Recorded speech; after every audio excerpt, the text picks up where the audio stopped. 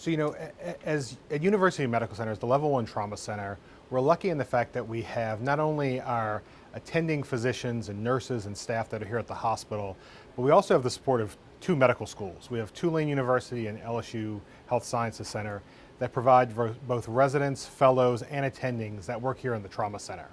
And so, as we gear up for both Super Bowl and then Mardi Gras, we look at kind of overall, how are we prepared for a response, much like that happened for New Year's Day? And so for us, it has been a months-long process of reviewing previous smaller MCIs that we've had, going through our processes, doing drills with our emergency department staff, our surgical staff, our hospital staff, of what those MCIs might look like, and then bringing all that together to work with not only the hospital, but the health system, and in working with EMS, the health department, and the fire department as a system in the city to provide that care should it be needed.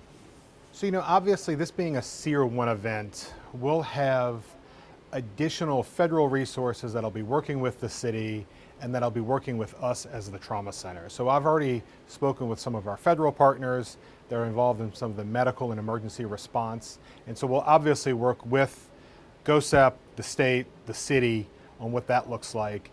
And for us, really, it's looking back at, now that we've had a recent mass casualty incident, how we can tweak our response there to another response should it be needed in the upcoming weeks. Yeah, this is tough, right? I mean, I've obviously worked in and around the city, both in the emergency department and with EMS and at the hospital system level. And so to see this happen at a place where you live and your friends are and you work is tough.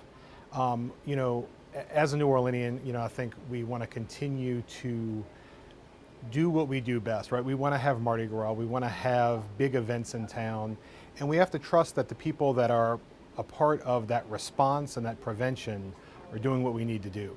And so, for us in the trauma center, we took a lot of patients in. But there was also a horrible scene on Bourbon Street that our first responders, our firefighters, our police officers, and our EMS providers had to see and deal with that is just tragic.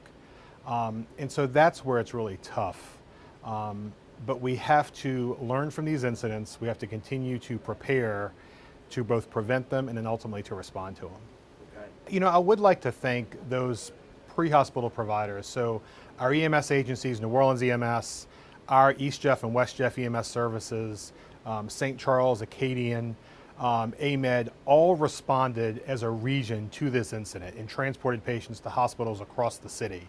And so I would really like to thank them for what they did on scene, which was really the hardest part of this, and how to triage and transport multiple critically ill patients on scene with the support of police and fire to get them to the hospital so we could continue to work on these patients.